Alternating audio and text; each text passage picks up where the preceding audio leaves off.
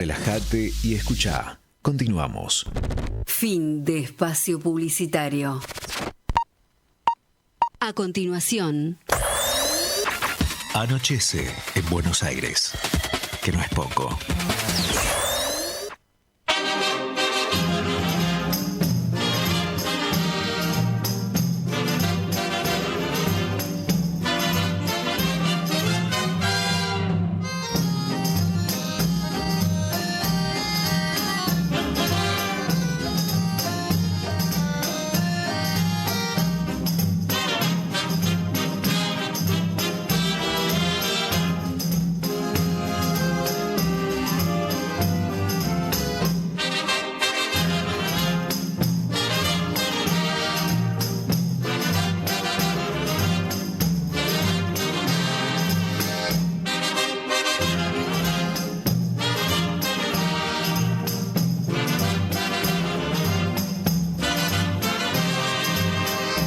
El domingo en la tribuna un gordo se resbaló.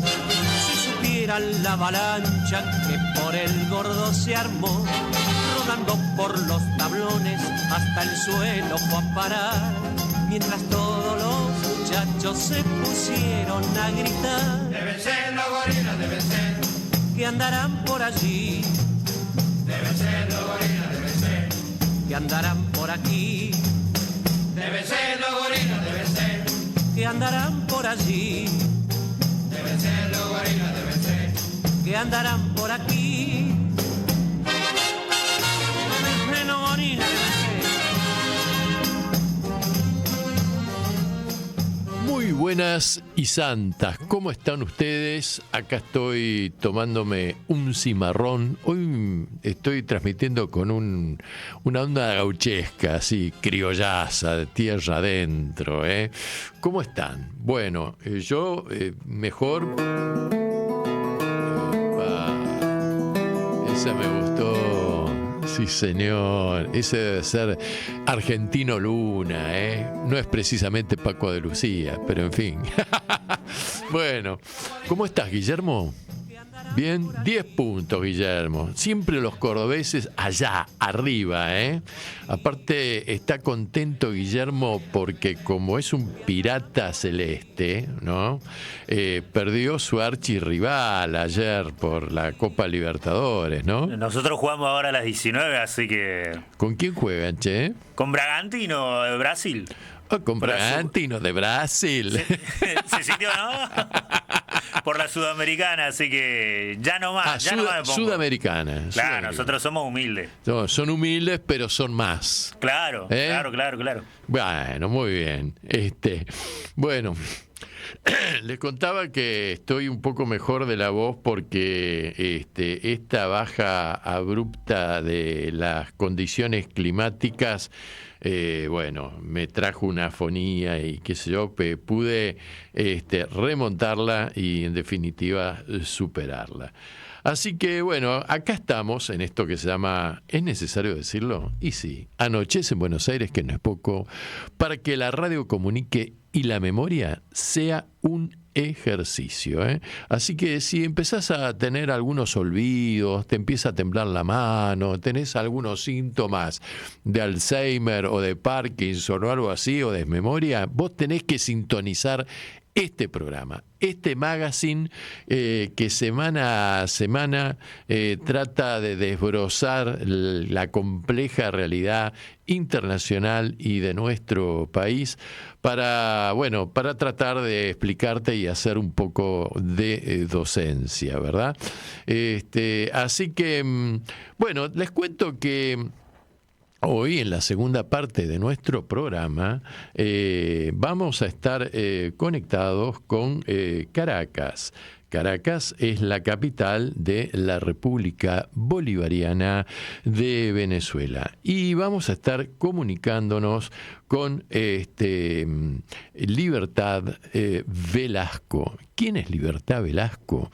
Bueno, Libertad Velasco es comunicadora social, internacionalista, voluntaria del Movimiento Futuro y embajadora oficial por la República Bolivariana de Venezuela del Foro Internacional de Municipios BRICS. Los BRICS, ustedes saben que es una alianza económica de los principales países del mundo, que representan un mercado fenomenal de consumo y de poblaciones, y que además tiene un capítulo aparte, que no solamente pueden ingresar a los BRICS los estados nacionales, sino tiene un capítulo dedicado a los municipios. Por ejemplo, hay municipios de la provincia de Buenos Aires en la República Argentina que están integrando o están invitados a integrar este capítulo de los BRICS a nivel municipal. Bueno, nuestra invitada del día, con la cual vamos a comunicarnos, vamos a estar hablando no solamente de este tema, sino también sobre qué es lo que está pasando en Venezuela a posteriori del comicio electoral que tanta polvareda levantó en todas partes del planeta.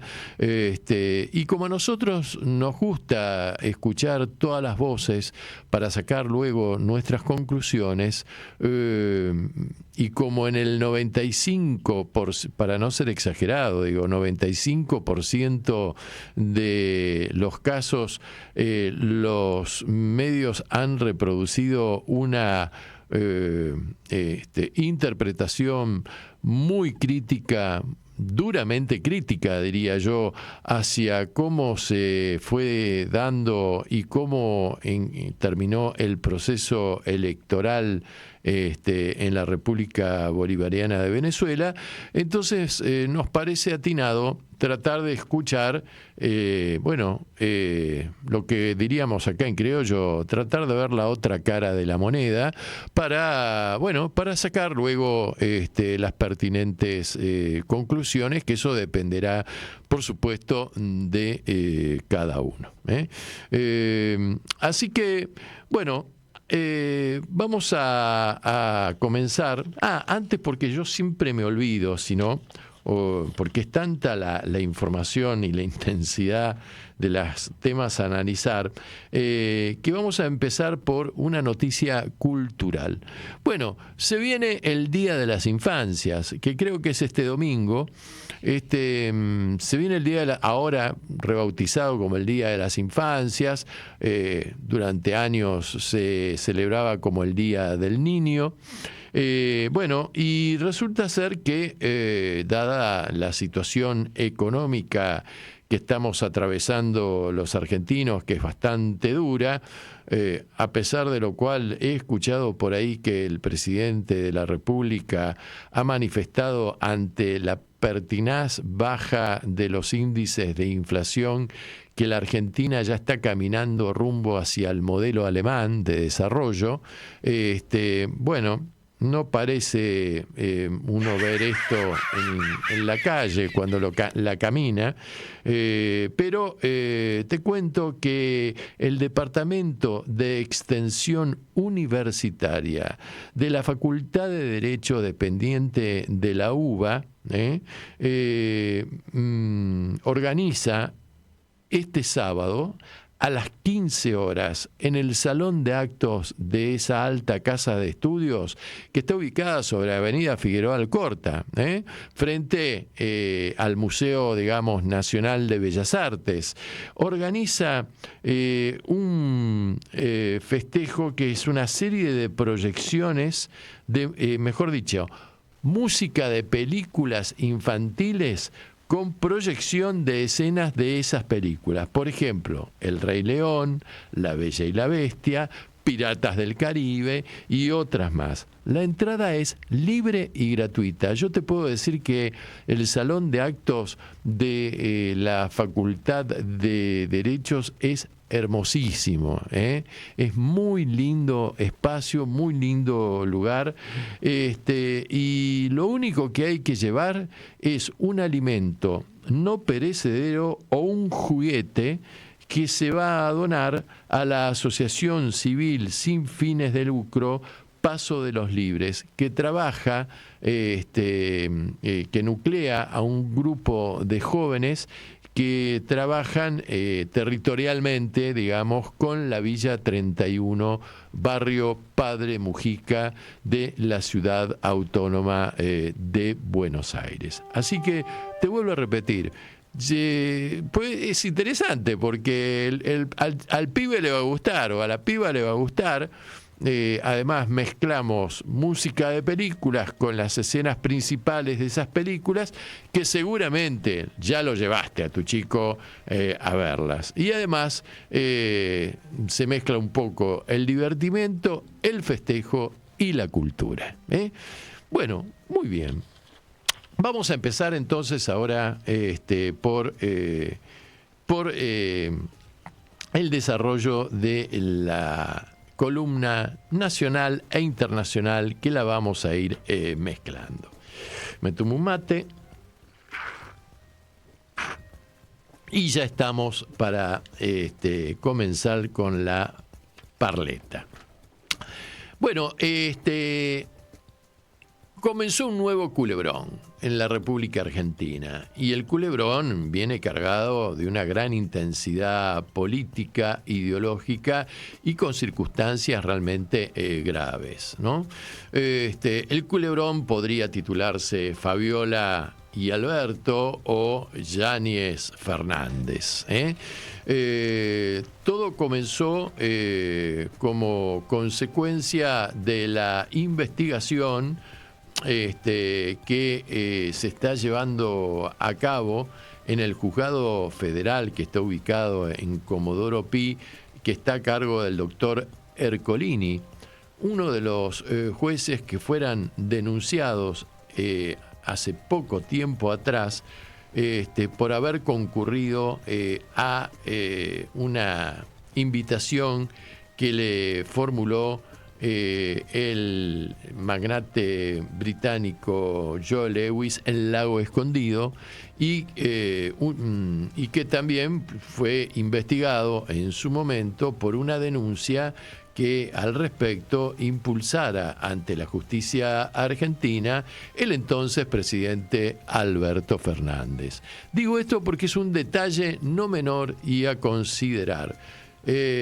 Tuvo mala suerte el presidente porque la causa en donde se investiga la supuesta comisión de delitos por cobro ilegales de comisiones en los seguros que tenía monopolizado el Banco Nación con distintos entes del Estado, bueno, la que era secretaria de Alberto Fernández en ese momento, la señora María Cantero, bueno, le fue requerido su celular y en su celular se encontraron con una serie de chats, de videos, de fotografías, etcétera, etcétera, relacionados con el caso Alberto Fabiola y que dio paso al inicio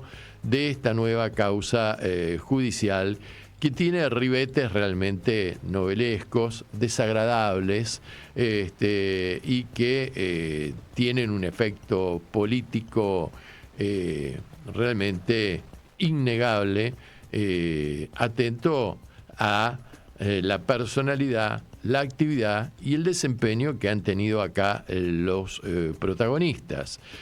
Bueno, un matrimonio desavenido, una relación matrimonial en crisis, fracturada durante el momento de la pandemia, que parece ser que estas desavenencias provenían de tiempo atrás. Si bien la causa, digamos, en principio surge digamos, los elementos en el juzgado federal de Ercolini. Acá se trata de las cuestiones de... Ahí lo estoy saludando a mi amigo Guillermo. Chau, chicos, nos vemos. Me refiero a Guillermo Roledo, ¿no? Que me precede en el programa.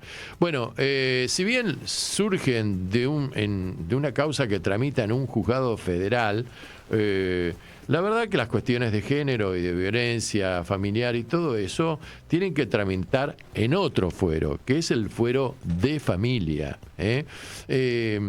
Y acá empiezan a darse la posibilidad de un conflicto que tiene que ver con la competencia en base al territorio, ¿no? Lo que se llama, hay una competencia en razón de la materia y hay una competencia, por ejemplo, en razón del territorio. En virtud de la materia, bueno, la verdad que poco tiene que ver un juzgado federal con cuestiones de violencia familiar. Pero en cuestión del territorio también la cuestión es importante porque los hechos habrían acaecido en la residencia presidencial de Olivos.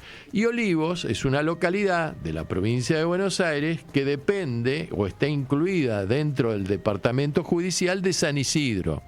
Correcto, no de la capital federal o de la ciudad autónoma de Buenos Aires.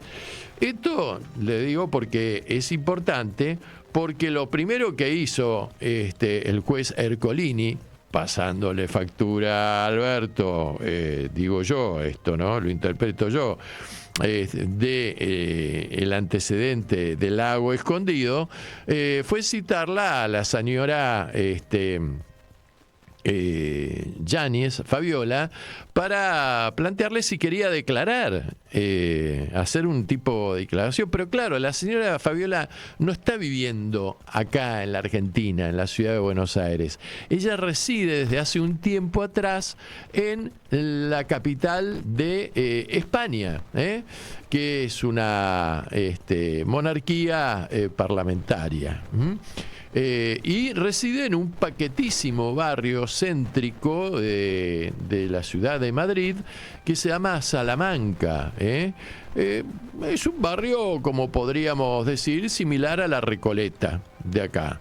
Es decir, que si vos sos un tipo de clase media baja o sos inmigrante o la estás yugando en España, en Madrid, te vas a vivir al barrio de Vallecas, por ejemplo, ¿no? Donde está mi equipo predilecto, el Rayo Vallecano. Pero en el barrio de Salamanca, bueno, tenés que tener un cierto nivel de vida o nivel adquisitivo. Exactamente.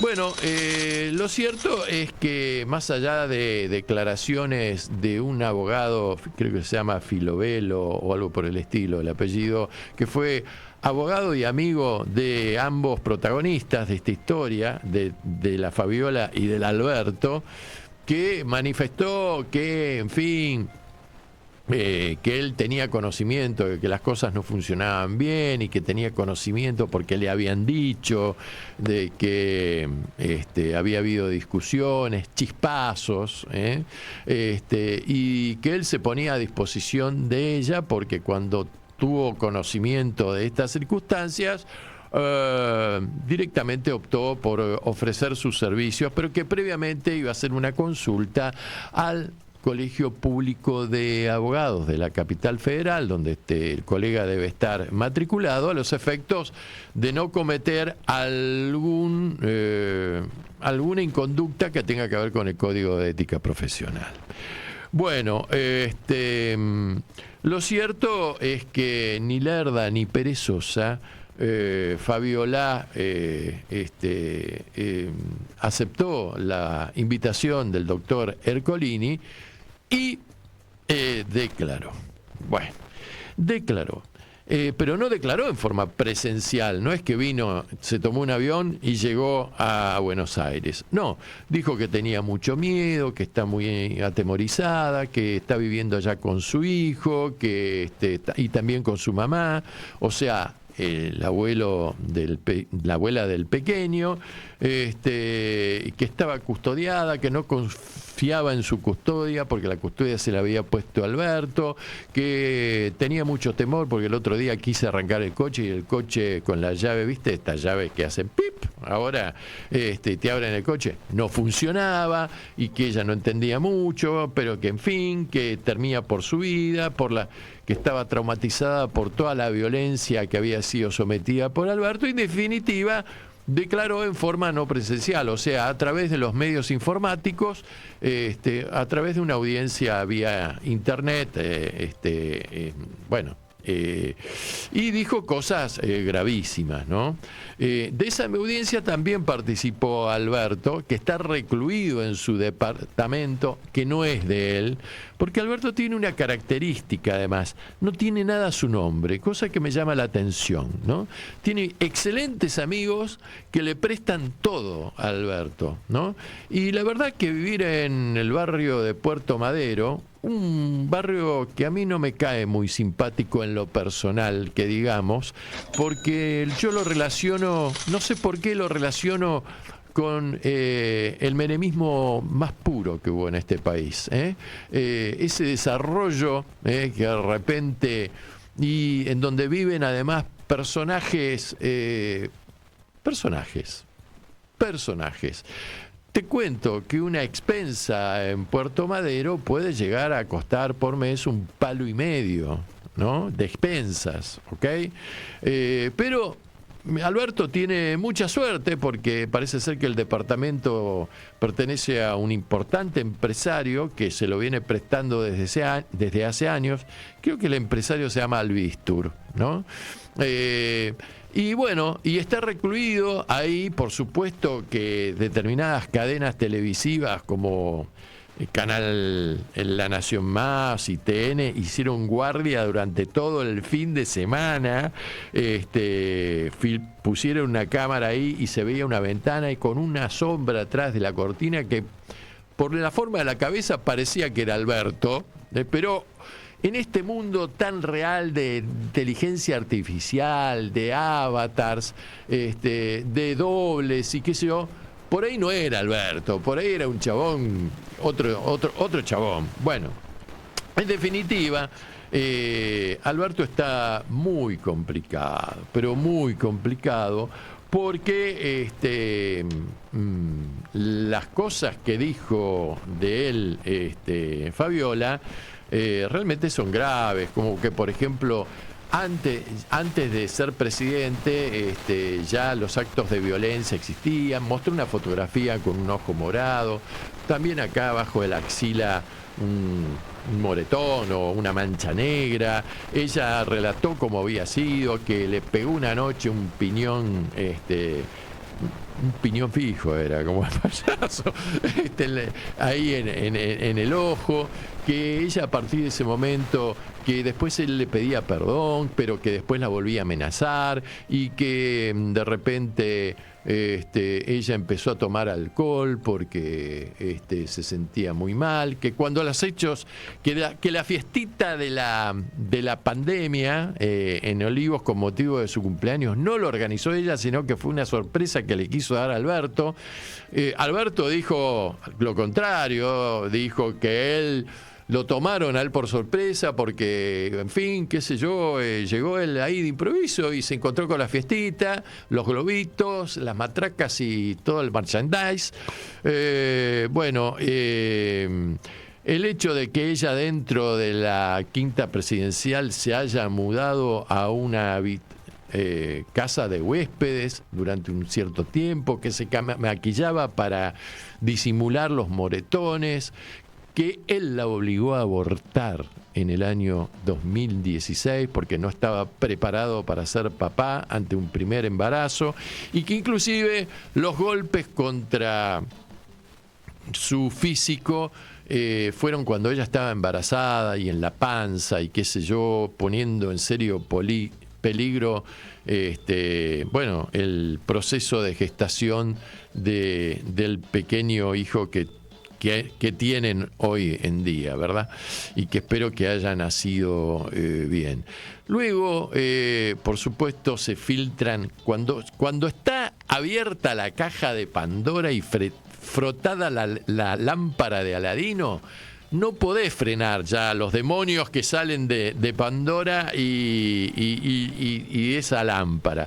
Entonces se filtraron el famoso video con la hija de Pettinato, que estaba en una situación un poco comprometida en cuanto a sostener un vaso de whisky, que me hizo acordar un poco a Galtieri, no sé por qué, y cómo hablaba y qué sé yo, y bueno, y además parece ser que esto fue filmado, digo yo, en el despacho presidencial. Parece ser, ¿no? Por la puesta en escena que hay, por la decoración, la boiserie, qué sé yo. Bueno, en definitiva, un asco, un verdadero asco, ¿no? Pero claro, estamos en este momento en la etapa en que todos hablan, dicen, y la justicia lo que hace es, a través de las videocámaras, de estas audiencias no presenciales, o a través de un escribiente que hay ahí, toma nota. Y de alguna u otra forma todo esto queda asentado. Y al quedar asentado, luego termina, el juez tiene una etapa que es previa declaración del secreto del sumario, que tiene un tiempo limitado. Luego se tiene que expedir para ver si procesa o no al acusado, ¿verdad? Mientras la situación actual de Alberto está como imputado, pero hay un fiscal que es el doctor Ramiro González, que ayer lo imputó por lesiones agravadas y calificadas por el doble vínculo, y además amenazas coactivas, y además haberse aprovechado de la situación de poder que tenía él en ese momento, porque era presidente de la República. Es decir, él institucionalmente era así. No sé si él tenía el poder, evidentemente nunca tuvo el poder, digamos. Evidentemente nunca fue un líder, nunca lo fue. Cuando quiso proponerse para la reelección, pero, a ver, barrenó en el barro, nadie lo apoyó. Más o menos era como Biden, ¿no? Para que insistió hasta que tuvieron que desistir, porque la realidad es la única verdad y te pasa por encima. Pero sí, en estas cosas de la condición, de la bajeza de la condición humana, de la naturaleza humana, ser presidente de la República te permite a algunos manejos, influencias que parece que las tuvo, ¿no? Bueno, y aquí entra ahora a juzgar, se tiene que definir si la causa, en razón del territorio, Ercolini la va a pasar a la justicia de San Isidro, de familia, o si se queda acá. Pero es posible que se quede acá. ¿Por qué? Porque ella denuncia hechos anteriores al periodo del 2000, del periodo presidencial, digamos, ¿no? Que ellos habitaron en Olivos, anteriores, cuando él no era ni presidente, ni ella primera dama, entre comillas, y tampoco vivían en la provincia de Buenos Aires, sino en la ciudad autónoma de Buenos Aires o en la capital federal. Y en ese caso, una interpretación podría ser que se quede en Comodoro Pi la causa, ¿no? O que tramite acá, que tramite en la Justicia Nacional Civil de la Ciudad Autónoma de Buenos Aires o de la capital federal. Todo esto está por definirse.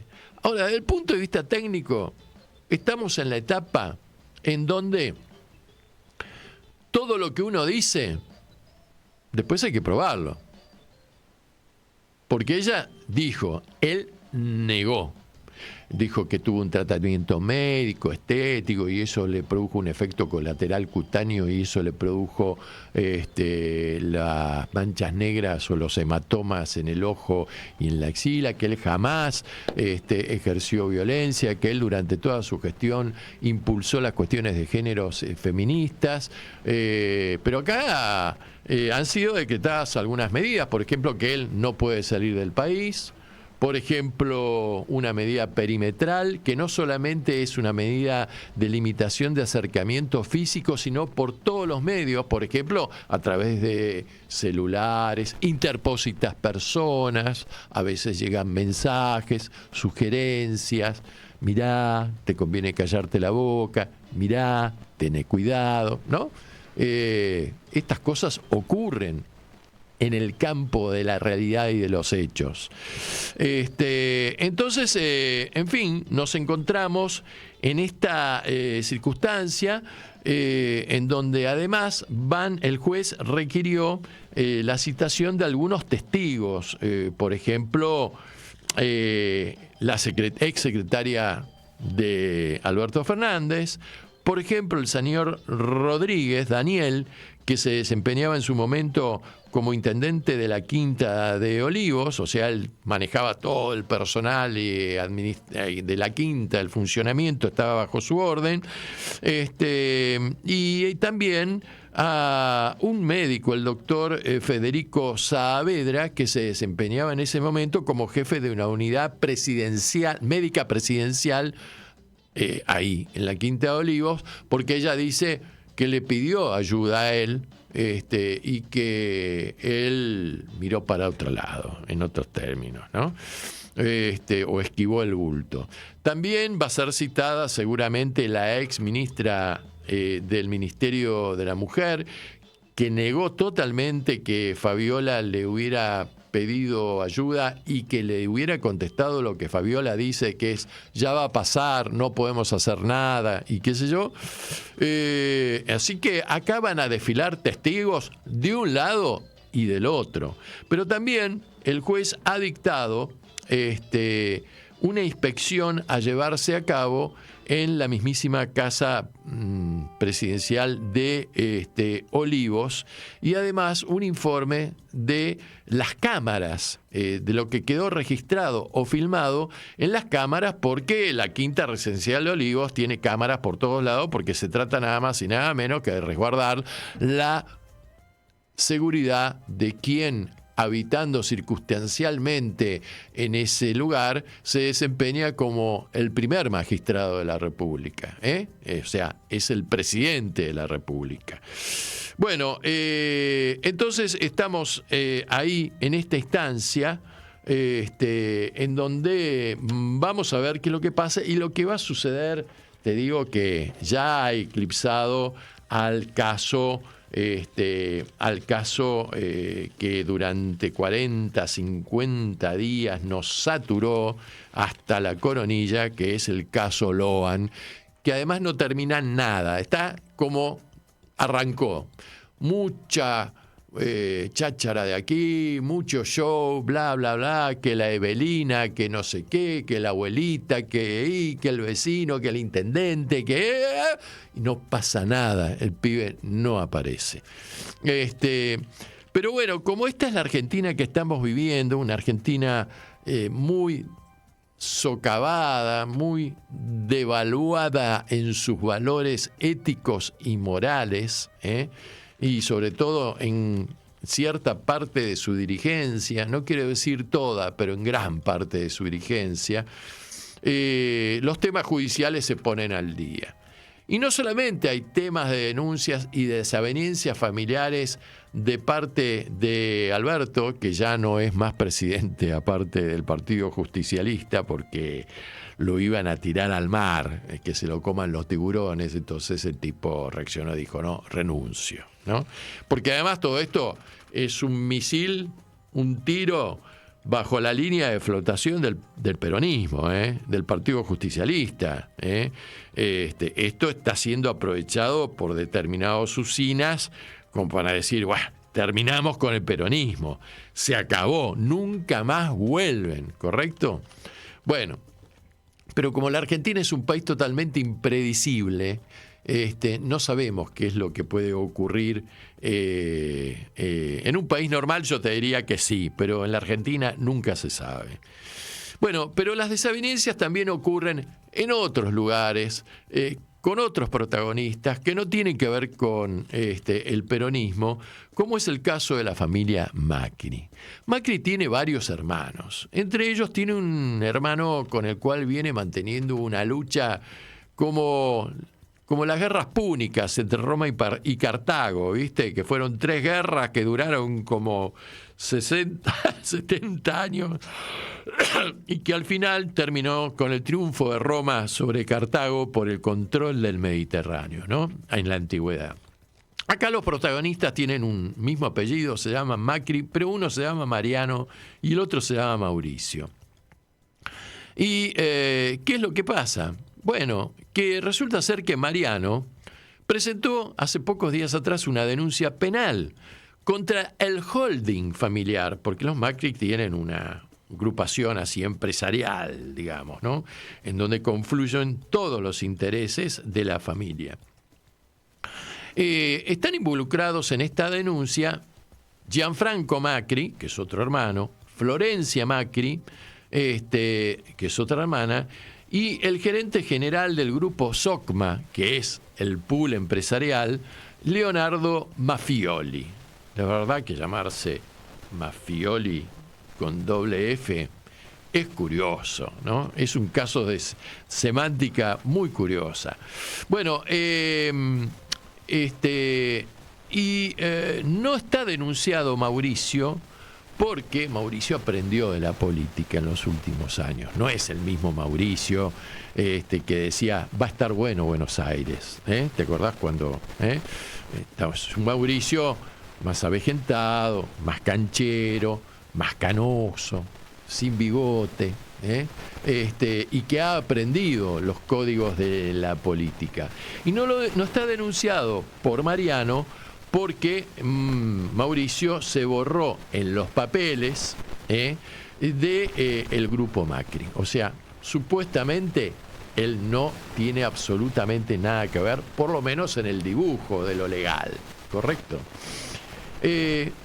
La causa, por supuesto, se sorteó, porque se presentó, denunció, va al bolillero, ¡pic!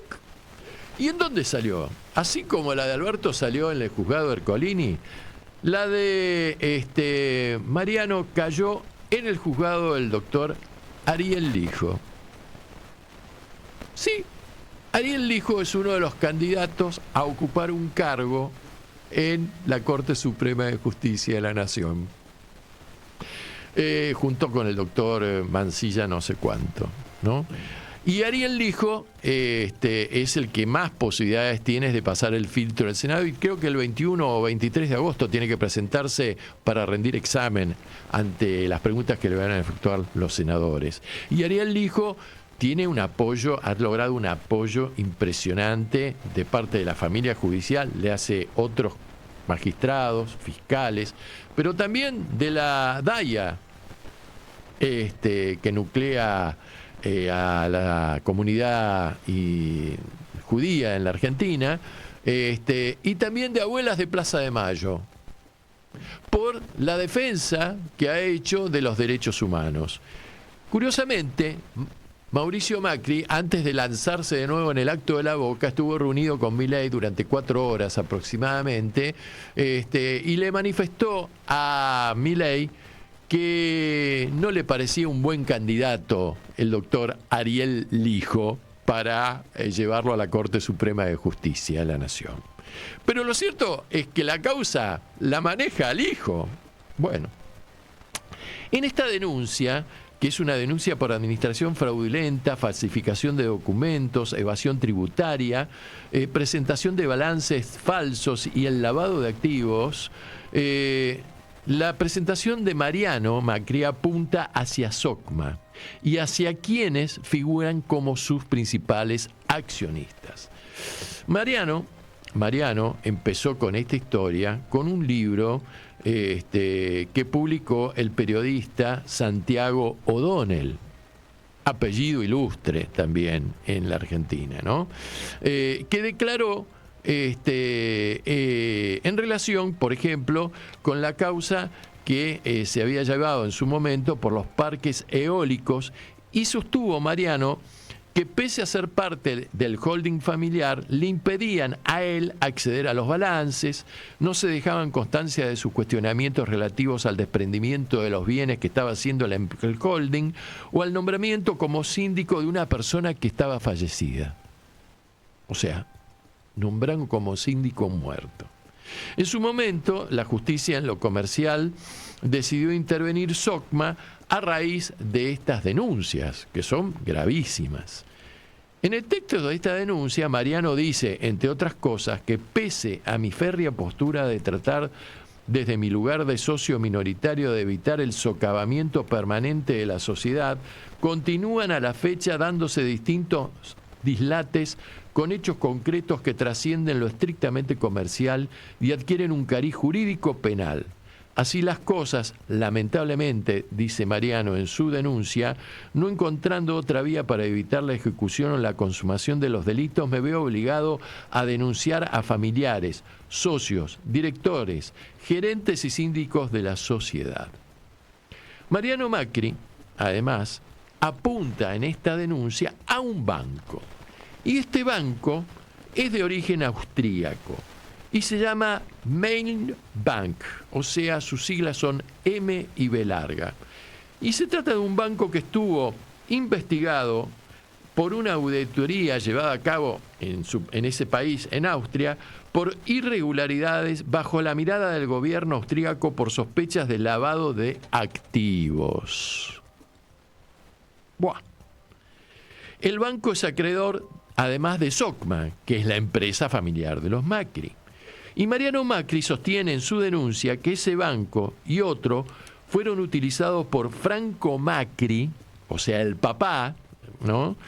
Que hoy está fallecido, para controlar el paquete accionario del Correo Argentino Sociedad Anónima. Mariano dice en su denuncia que SOCMA tiene una deuda con el banco que nunca fue reclamada y que es refinanciada desde hace 3 ejercicios de manera muy poco transparente. Parece ser que, según Mariano, el banco figuraba como uno de los acreedores de SOCMA y el crédito estaba garantizado con una prenda, o sea, una garantía, ¿no?, sobre acciones de control emitidas por Sideco.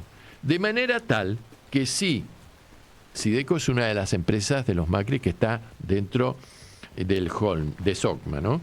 De manera tal, entonces, que si este banco ejecutaba esa prenda, hubiera pasado a revestir la calidad de accionista controlante de Sideco, y en ese caso SOCMA hubiera quedado como una sociedad sin activos.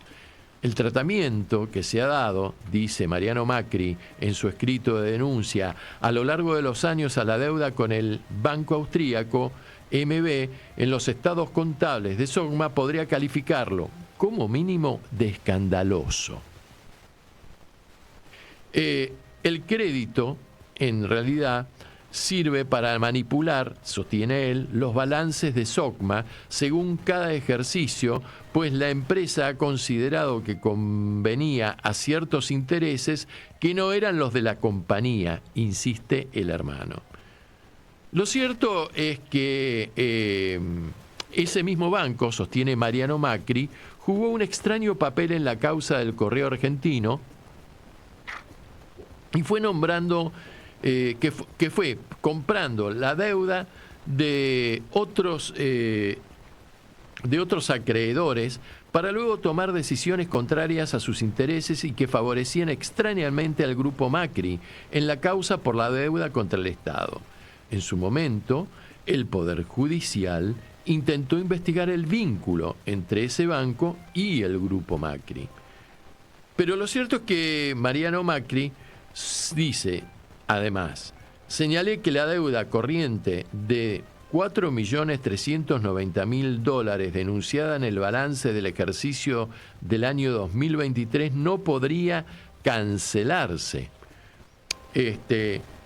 y por lo cual el mencionado acreedor, o sea, el banco, estaría en condiciones de ejecutar la prenda que recae sobre el 75% de las acciones de Sideco, que es la principal fuente de ingreso de SOCMA. De esta manera se consagraría la maniobra de vaciamiento de SOCMA en beneficio de una institución que obra de testaferro a favor de algunos accionistas,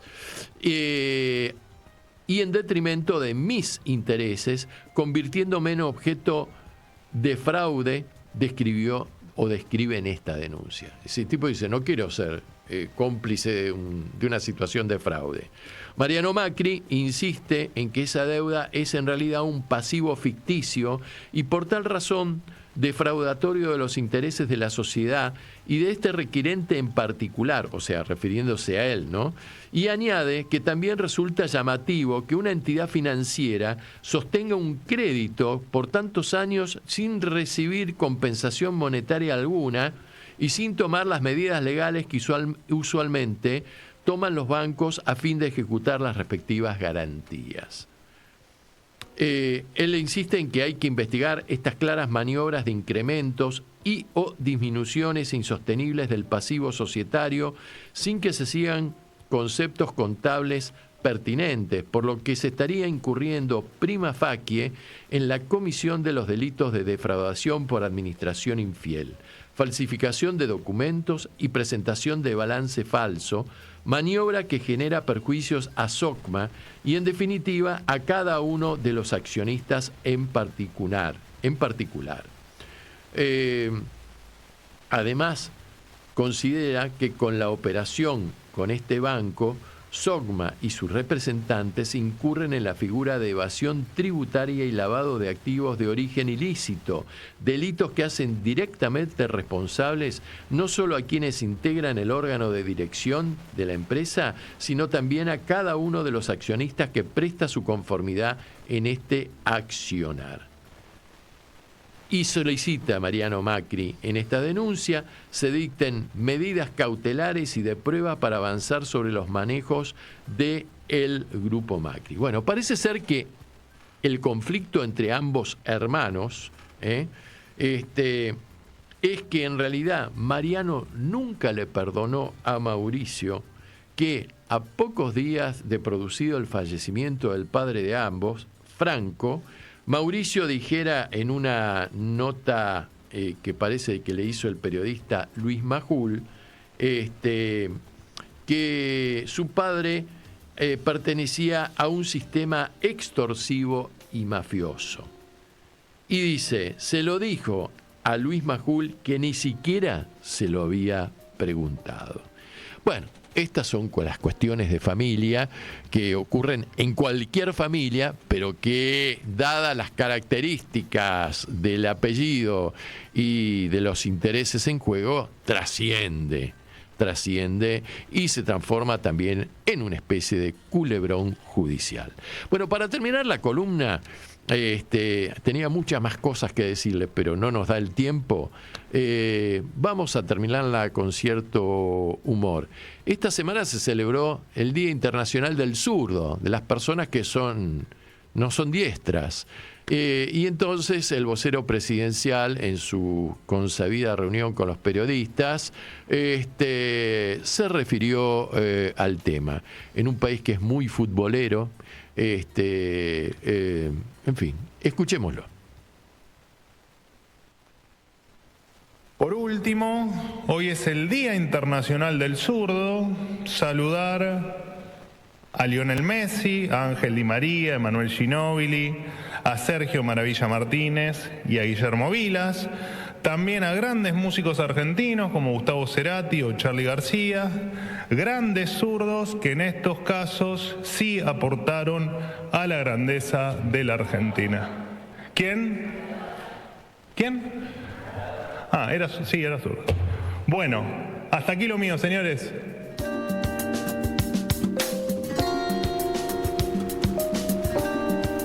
Bueno, en fin, vos saca tus conclusiones. Bueno, vamos a la cuestión deportiva, Terminaron los Olímpicos, sí, terminaron los Olímpicos del país, de París, Francia. Parece ser que el intendente de París, que se tiró al Sena para demostrar que se podía nadar tranquilamente en el Sena, luego fue atacada por una bacteria y tuvo que ser internada de urgencia. Pero bueno, estas son las cosas que se mandan, estas bravuconadas que se mandan los políticos en todo el mundo, ¿viste? ¿Para qué hacen estas cosas, digo yo, ¿viste? Si después se les llena de memes todo el planeta, ¿viste? Recalculando. Y es muy difícil volver del ridículo. Así que no solamente suceden estas cosas en la Argentina, sino también en Francia. Bueno, ¿cómo quedó el medallero?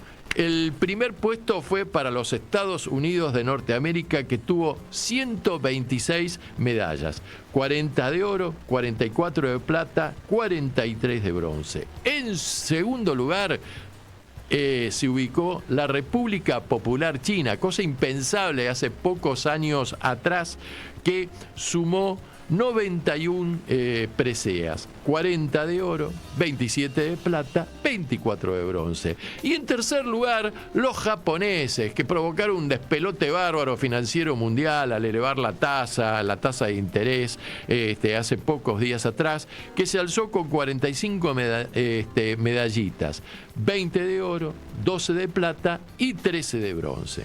El anfitrión, Francia, se ubicó quinto con 64 preseas, 16 de oro, 26 de plata y 22 de bronce. Y nuestro país, la República Argentina, se ubicó 52, en el puesto 52 con 3 medallitas, una de oro, una de plata y una de bronce.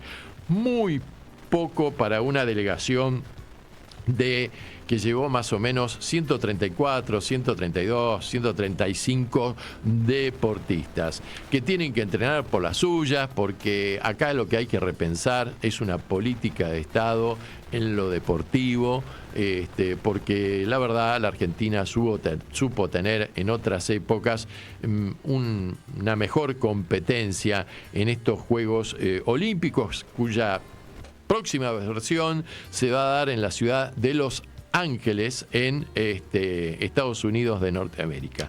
¿Cuál fue el último de la tabla? Bueno, hay varios países, pero el último de la tabla, de acuerdo al abecedario, fue la República de Zimbabue. 0 medallas. Ni una de oro, ni una de plata, ni una de bronce. Supongo que le habrán dado un diploma, aunque sea por haber participado a sus deportistas de esta competencia. ¿Y cuál fue el mejor país latinoamericano ubicado en el ranking? Fue la República Federativa del Brasil, que se alzó con 20 medallas en su haber. Bueno, fútbol argentino y regional.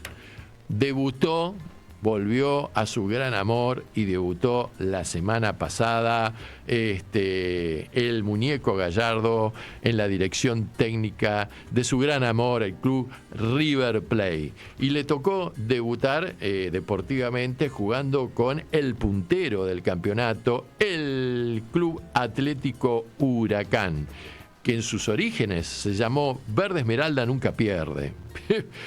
Cuando fueron a registrarlo con el sello, la casa le dijo, achiquen el nombre porque no tengo una goma tan... Y entonces ahí le pusieron Huracán. Bueno, empataron 1-1 y la verdad que el gol de Huracán fue un horror de la defensa millonaria. Esas pelotitas que van para atrás, viste, que yo no me las explico, pero que bueno, quedó a mitad de camino, la agarró el delantero Quemero y ¡ping! Gol. Por otro lado, te cuento que el campeonato está así. Huracán tiene 20 puntos. Me parece que este campeonato, si no aflojan los quemeros, viene para Huracán, que está jugando lindo. Segundos están Unión de Santa Fe, el Tatengue y Atlético de Tucumán, que tienen 19 puntos. Y tercero están Vélez Sarsfield del barrio de Liniers e Instituto de Córdoba. Otros cordobeses. Estos cordobeses están en todas partes, che. ¿Viste? Están ahí, están en todas partes. Vélez se perdió la gran oportunidad de liderar el campeonato ante el empate de Huracán porque iba ganando 2-0 y el taladro del sur, Banfield, agarró y se le empató 2-2. Así que ahí quedó en cuarta posición. Último, cola de perro, está Central Córdoba de Santiago del Estero, que ganó su primer partido a un alicaído halcón ¿cómo se? Exactamente, que es Defensa y Justicia. Le ganó 1-0 y le viene muy bien porque, bueno, todavía el campeonato no está definido. Y bueno, y esto le puede servir como un envío anímico como para pelear la categoría. Mientras tanto, la Copa Libertadores de América, acá el equipo de nuestro, mejor dicho, el equipo millonario de River Plate le ganó 1-0 al otro gran equipo mediterráneo que es Talleres de Córdoba, que es un equipo que está gestionado en forma privada, está privatizado por intereses que tienen que ver con capitales mexicanos. Yo creo que también, no sé si es por la Libertadores o por la Sudamericana, aclarámelo un poco, ayúdame ahí, Guillermo. Rosario Central se trajo un muy buen resultado del Brasil, me parece, desde Fortaleza. Pero no sé si fue por la Libertadores o por la Sudamericana, porque hay tanto campeonato últimamente. Y también Lanús se trajo, me parece que del Perú, Sudamericana, ¿no? Que ganó, empató Rosario Central, Fortaleza. Y Lanús se trajo un triunfazo, me parece que desde el Perú también, ¿no? Pero no sé si es por la Libertadores o la Sudamericana. Liga de Quito no era el Perú, sino era Ecuador. Así que, bueno, buenos resultados. Y en el ascenso, en la Primera Nacional, el Bohemio que venía alicaído y que iba a visitar como pichón, medio apichonado, iba a visitar al Torito de Mataderos Nueva Chicago, que tenía la gran posibilidad de acceder a la punta. Batacazo, ganamos 1-0, señoras y señores, 1-0 y nos trajimos 3 puntos y ahí estamos a 5 puntos de clasificar para el reducido y le aguamos la fiesta a los bravos del barrio Los Perales, en donde está la cancha de Nueva Chicago. Así que, bien, mientras nos vamos preparando para continuar con nuestro programa, yo creo que un poco de música nos va a venir bien. Y si esa música va a estar interpretada por Manuel Beats, gran mimo, gran cantante, autor, productor y actor, y que si viene con ritmo de jazz y se llama Rescata mi corazón, nos va a poner de muy buena onda. Así que Rescata mi corazón con Manuel Beats. Te espera un encuentro único. Te espera tu historia. Afectos, abrazos, te espera tu identidad.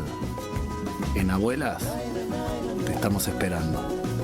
4384-0983 www.abuelas.org.ar. Sumate a la programación de Radio Con Aguante. Distintas piezas de realidad conforman este proyecto colectivo de comunicación. Vos también podés ser parte. Entrá en www.radioconaguante.com.ar para recibir más información. Tu proyecto necesita aire. Uno y otro son dos emprendedores más que similares. Están en la misma zona con productos y servicios muy parecidos. Uno y otro son dos emprendedores más que similares. Trabajan desde sus casas, participan en ferias y están orgullosos de lo que hacen. Uno y otro son dos emprendedores más que similares. Son solidarios, autogestivos y priorizan las relaciones con sus clientes. La diferencia es que el diseño de comunicación en redes sociales de uno lo hizo Corpus y en el otro lo hizo el novio de una sobrina. Corpus. La diferencia se nota. Corpus, comunicación y diseño audiovisual. Corpus. www.corpus.net.ar. Odontóloga Adriana Ancarola. Conoce nuestro consultorio en Congreso. Por turnos y consultas, búscanos en Instagram. @odontóloga.ancarola. No descuides la salud de tu boca. Adriana Ancarola. Pasión por devolver sonrisas. Sentate, relájate y escuchá. Continuamos. Fin de espacio. Venimos con buen ritmo, venimos embalados, venimos con buena música y ahora nos vamos a meter en el Caribe de a poquito. Acá son las 19:08 y allá son 2 horas antes. Ella la veo sonriendo, una sonrisa espléndida. O sea que para mí es un placer estar anunciando en Anochece en Buenos Aires, que no es poco, para que la radio comunique y la memoria sea un ejercicio, a las 19 horas de Argentina y a las 17 horas de la República Bolivariana de Venezuela, a la señora o señorita, no sé cómo decirle, Libertad, mirá qué hermoso nombre, Libertad, lo que implica este nombre, Libertad Velasco, que es comunicadora, internacionalista, voluntaria del Movimiento Futuro y embajadora oficial por la República Bolivariana de Venezuela del Foro Internacional de Municipios BRICS, un lugar en donde la Argentina tendría que estar en este momento, pero que, bueno, las nuevas autoridades han desistido de la invitación que nos hizo en ese momento el hermano Lula del Brasil. Así que, ¿cómo estás, querida Libertad?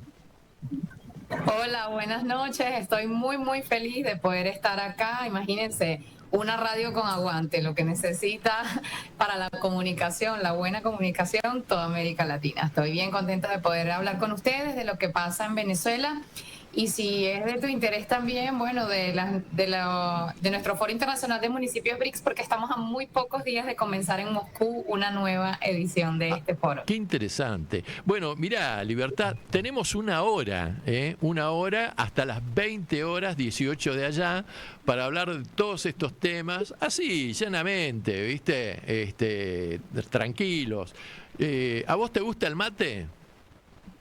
Sí, he probado, sí me gusta. Pero, a ver, te gusta, porque una cosa es probarlo y otra que, viste, que le guste. Es un gusto típicamente del sur rioplatense. Así que yo me voy a estar tomando unos mates, vos por ahí algún cafecito, ¿no? O un aguardiente por ahí, qué sé yo, ¿no? Y vamos a poner también muy buena música, que yo siempre digo que lo mejor de este programa, que se escucha mucho, mucho, en todas partes del mundo, es la música. Porque todo lo que decimos pueden ser pavadas que nos puedan retrucar, que no les gusten a los oyentes, que generen polémica, de eso se trata, además. Pero la música es divina. ¿Qué sería de nuestra vida sin la música, Libertad? Es lo que nos saca de la depresión a veces, la música, ¿no? Y nos lleva a volar, a soñar, a crear, evoca momentos lindos o momentos muy sentidos de la vida, así que es parte del viaje. Y utopía, la banda sonora de este viaje de la vida. Y genera utopías, como diría nuestro querido Eduardo Galeano, ¿verdad? Bueno, dime una cosa, mi querida Libertad. ¿Vos habitás en Caracas? Sí, estoy en Caracas, nací, crecí aquí en Caracas, aunque he trabajado en muchos lugares del mundo, pero hago vida aquí permanentemente. Y decime, ¿y has vivido el proceso político venezolano desde tu más tierna juventud? Sí, por supuesto. Eran tiempos de cambio en Venezuela cuando yo estaba en la secundaria. Ajá. Y yo fui niña constituyente. Nosotros creamos un movimiento de derechos humanos de niños, niñas y adolescentes para tratar de adecuar la legislación de nuestros países a la Convención Internacional de los Derechos del Niño, y coincidieron esos debates casi simultáneamente con la convocatoria constituyente, y bueno, nosotros nos metimos en ese llamado mágico a escribir la Constitución también con la mano de los niños. Entonces hicimos jornadas nacionales y pudimos lograr que nuestra Constitución tenga, creo que no existe otra en el mundo hasta ahora que reconozca a los niños y las niñas como sujetos plenos de derecho y como ciudadanos con todos los derechos excepto el del sufragio, ¿no? Claro. Pero no por no sufragar se le quita la condición de ciudadano a los niños y las niñas, mientras que en la mayoría de los lugares y la mayoría de las constituciones la ciudadanía se adquiere con la mayoría de edad. Mira vos, desconocía esta realidad que implementó, digamos, la revolución, ¿no? Sí. Ah, sí, bueno, ahí participaba gente que no toda era revolucionaria en el movimiento de derechos humanos y derechos del niño. Los adultos que apoyaban, algunos entendían la revolución, otros no, y los niños quizá tampoco mucho sobre la historia, pero sí era muy revolucionario el poder hacer parte, letra viva de la Constitución. Y luego cuando crecimos, pues nos dimos cuenta que eso no era posible en otra forma de hacer política, la participación protagónica, la verdadera participación, como la llamamos nosotros, la democracia profunda o la democracia radical, se ha conocido apenas en los tiempos de la Revolución Bolivariana. No hay otro momento en nuestra historia que haya sido así. Mira qué interesante. Y decime una cosa, Libertad, ¿tu familia es una familia, cómo ve tu papá, tu mamá, eran, qué sé yo, profesionales, laburantes o trabajadores, como decimos nosotros acá? ¿Tenés varios hermanos? ¿Cómo estaba conformada tu familia? La pequeña Libertad, ¿no? Pareces el personaje de Mafalda. De ahí sale, no me la digas. idea de mi madre. ¿Así? ¿Así? Sí. Bueno, mi familia fue una familia de origen humilde, de una familia pobre, de un barrio de Caracas que antes de la llegada de la revolución era muy temido porque allí se asentaban como organizaciones populares que en los otros gobiernos eran llamados guerrilla urbana. Sí. Ahí se llamaba guerrilla urbana a cualquier tipo de organización popular, hasta las de cultura, las deportivas, los dirigentes jovencitos que surgían para organizar a la comunidad podían ser asesinados simplemente por tener libros en su casa para leer historia de las ideas políticas. En esa comunidad en la que yo crecí, bueno, vimos desaparecer cuando América Latina no volteaba a mirar a Venezuela, salvo por el petróleo o por un concurso de Miss Venezuela. Aquí desaparecieron a muchas personas con el silencio cómplice de los gobiernos del mundo. Yo crecí en una familia, en un barrio como ese, y te digo, no hablo directamente de los miembros del núcleo familiar, porque, por ejemplo, mi mamá es adoptada. Era la única niña, mujer, de 14 hermanos que adoptó mi abuelo, y entonces crecí en una familia que parecía una comuna, Claro. una familia en donde de pronto no eran necesariamente vínculos de sangre, pero sí de mucha solidaridad, de mucha comprensión, mucho cariño, mucho apoyo, en una época en que, bueno, mis abuelos decidieron migrar del campo a la ciudad. Fue la gran época del éxodo campesino venezolano, mediados del siglo pasado. Y bueno, ellos decidieron, no podían tener hijos y decidieron adoptar a muchos niños para poderlos proteger en el seno de ese hogar sencillo. Y bueno, crecí como que con una familia extendida, porque también era una comunidad organizada, ¿no? Muchas comunidades en la capital tenían esos niveles de organización popular que nosotros tuvimos. Y entonces yo empecé a militar en el ala cultural de la organización de mi barrio a los 9 años. Opa. Y bueno, con mi familia apoyando. Sí. Tengo una hermana que es fotógrafa, vive en Chile, es menor que yo, soy la hermana mayor. Sí. Mi mamá nada más tiene 2 hijas. Mi papá murió de cáncer hace más de 4 años y fue muy repentino. No tuvo esperanza de vida de más de 4 meses para el momento del diagnóstico. Mi mamá, en cambio, es muy sana, está bien.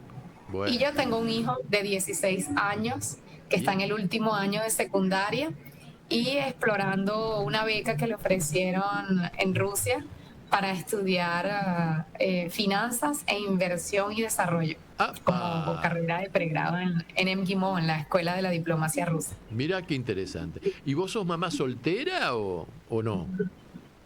Sí, me divorcié. Hace bueno, bastante. Está bien. Sí. O sea, Pero bueno, el padre de mi hijo es un gran luchador, Bueno, es bien. un hombre de armas, es un general del ejército, es además un hombre revolucionario, un gran académico dentro de la Fuerza Armada. Ujú.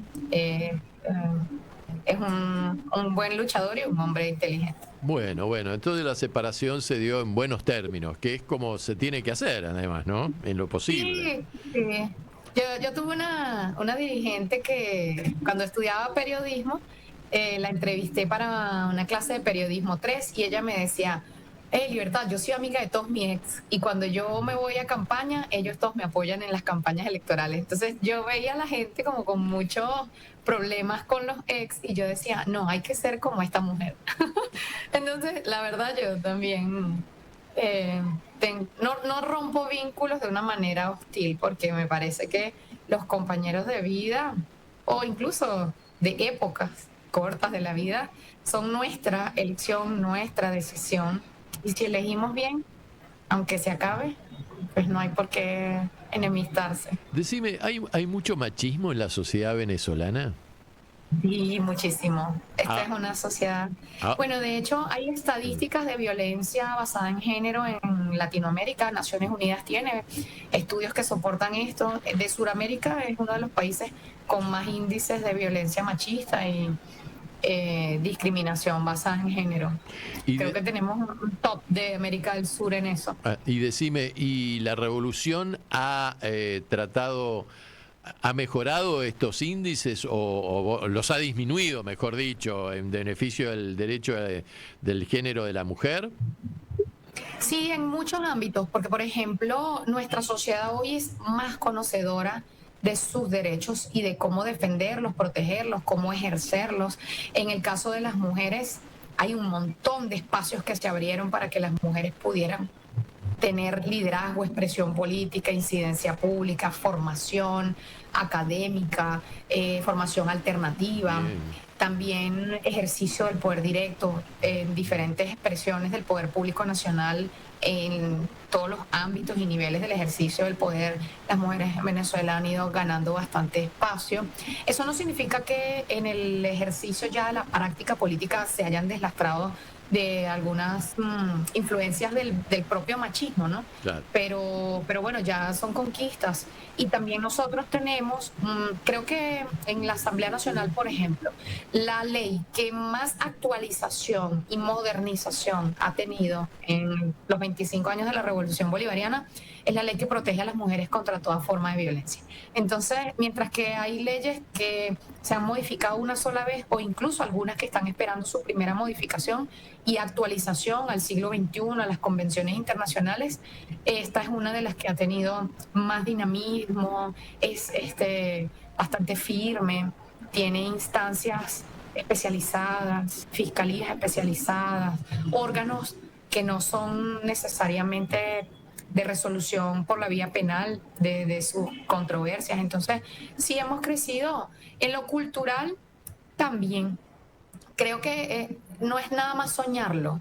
Es muy difícil derrumbar prácticas culturales de discriminación, estigma. Es más difícil hacerlo humanamente posible que legalmente o institucionalmente posible. Entonces, bueno, hemos avanzado en estos dos ámbitos, pero en el cultural ahí vamos. Es una batalla de todos los días y de abrir los ojos porque naturalizamos demasiadas formas de violencia. Venezuela tiene una raíz de mucha violencia social, también por una extrema desigualdad. Latinoamérica es el continente más desigual en este momento en el mundo entero. Exacto. La gente a veces mira a África con lástima, pero la desigualdad en Latinoamérica es más profunda que en el continente africano. Entonces, la desigualdad genera violencia. El capitalismo alimenta esa violencia para poder sostenerse. y nosotras como colectivo somos ejército de descarte para el sistema. Entonces, ¿cómo hacer todo eso? Porque a veces no es nada más la voluntad de un humano, de una mujer, un hombre, sino es que es la sociedad toda. Confrontándote todos los días con esas brechas. Te pongo un ejemplo y te dejo preguntar de nuevo, pero hace poco en el Movimiento Futuro estábamos en unas sesiones que nosotros llamamos cita con el futuro. Entonces reunimos, por ejemplo, a los emprendedores en una comunidad muy pobre. Yo estaba como tutora del Movimiento Emprendedor en ese momento, hace como un mes y medio. Y bueno, en la cita con el futuro llevamos unos cafés, unos tecitos, unos dulces, galletas, que fueron preparadas entre todos, y estamos hablando de activación económica y transformaciones económicas en el programa de gobierno del presidente Maduro. Pero en un momento, y no fue lejos, fue pronto, un emprendedor de larga trayectoria dice es que él está muy molesto porque el presidente Maduro le está dando la mayoría de los créditos a las mujeres. Y yo decía, un hombre que tiene un éxito relativo que contar aquí en medio de este círculo especializado pues en temas económicos, ¿cómo surge en esta conversación de una manera tan intensa? Lo hizo, que alborotó el clima de toda la reunión y nos costó muchísimo sacarlo de ahí, porque él estaba convencido de que era un error grave que Maduro tenía que rectificar. Entonces, cuando tú ves la estadística, por ejemplo, en Venezuela, en algunas comunidades pobres de Caracas, 8 de cada 10 mujeres crían solas a sus hijos, y la media en el resto del país, cuando no son esas comunidades pobres, está entre 6 y 7. Ustedes no tienen una cifra así. Mujeres solas, absolutamente solas, haciéndose cargo en un momento de guerra económica, de crisis profunda, de todo, de la vida de todos, de abuelos, de hijos, de niños, adolescentes. Es algo muy difícil de sobrellevar en silencio y sin apoyo. Claro que sí. Eso sería un sacrilegio para Milei, el apoyo a una madre soltera, pero bueno, aquí sí se brinda. Bueno, a ver, le quiero decir a los oyentes, ahora vamos a hacer vamos a pasar música, pero este primer bloque estuvo dirigido un poco a hacer una introducción, ¿verdad? Porque acá los medios hegemónicos, cada vez que prendés la televisión o escuchás la radio y te hablan sobre la actualidad venezolana, hacen hincapié a la dictadura, a la falta de democracia, a que te muestran los militares que están en la calle, y a una supuesta puesta en escena que tiene que ver con una antipática imagen que tiene que ver con la represión, en definitiva. Y mi idea era un poco para escuchar todas las voces, que nuestra amiga Libertad nos diera un paneo así sintético de cómo se manejan en algunas cosas esta sociedad venezolana que parece ser tan autoritaria, tan inhumana y tan violenta. Y bueno, y nos vamos a ir escuchando un tema. Vos, mientras yo hago la explicación del tema, mi querido Guille, anda a la pista número 23, que creo que es la última de la lista seleccionada para hoy. Esta semana él hubiera cumplido 98 años. Fue uno de los políticos y estadistas más importantes, no solamente más importantes de la humanidad, del continente, sino diría yo del planeta. Fue un hombre inteligentísimo, preparadísimo, carismático, cojonudo, como dirían por allá en Centroamérica, y que provenía de una muy buena situación social y familiar, económica, y que un día tomó un barquito, se mandó para los Cayos cubanos, pudo haber encallado y por ahí se lo comían los tiburones, y sin embargo, en el primer combate que tuvo, perdieron, se refugiaron ahí, no sé, en la Manigua, en donde era más seguro, y le dijo a sus compañeros de combate: somos 10 o somos 13, y tenemos 3 ametralladoras o 3 fusiles. Ya hicimos la revolución. Ese hombre se llamó Fidel Castro Ruz, y fue un grande, un cíclope de la historia, un gran referente, y vamos a pasar este hermosísimo tema en su homenaje que se compuso hace unos años atrás y que se llama Cabalgando con Fidel, y que a mí me emociona muchísimo escucharlo, interpretado por un colectivo de músicos populares, y suena así.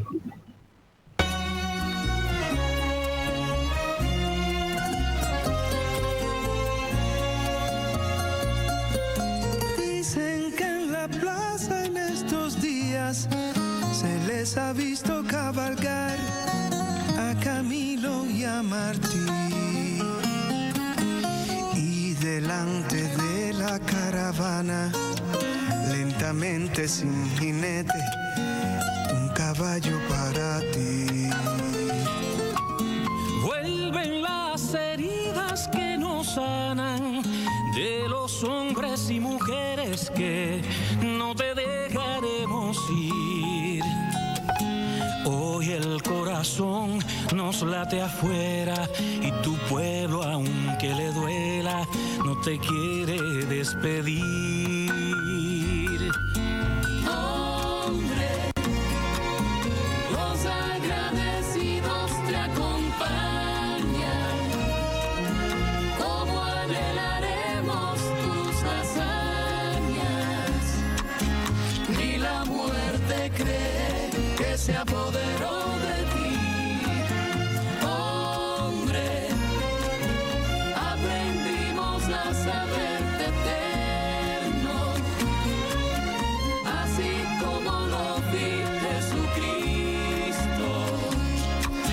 No hay un solo altar sin una luz por ti.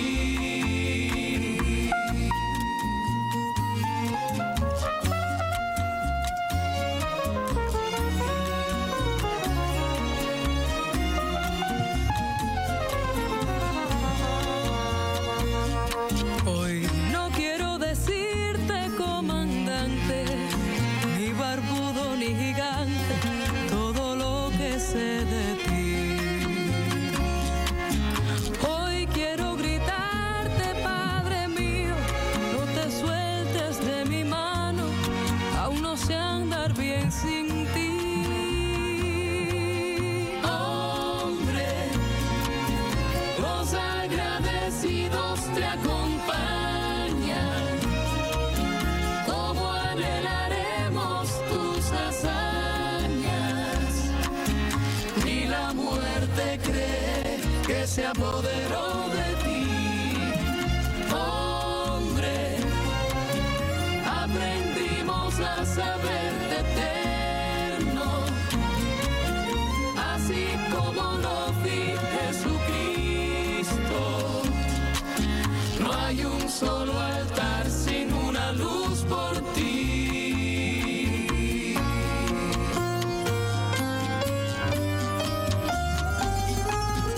Hombre, los agradecidos te acompañan, como anhelaremos tus hazañas. Ni la muerte cree que se apoderó de ti.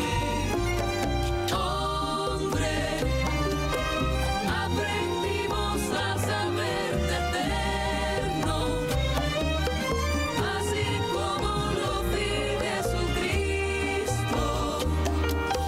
No hay un solo altar sin una luz por ti. Dicen que en la plaza esta mañana ya no caben más corceles llegando de otro confín. Una multitud desesperada de héroes de espaldas aladas que se han dado cita aquí. Y delante de la caravana, lentamente sin jinete, un caballo para ti.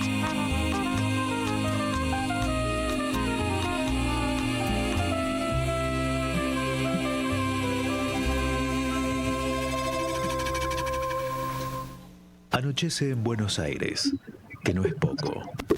Para que la radio comunique y la memoria sea un ejercicio.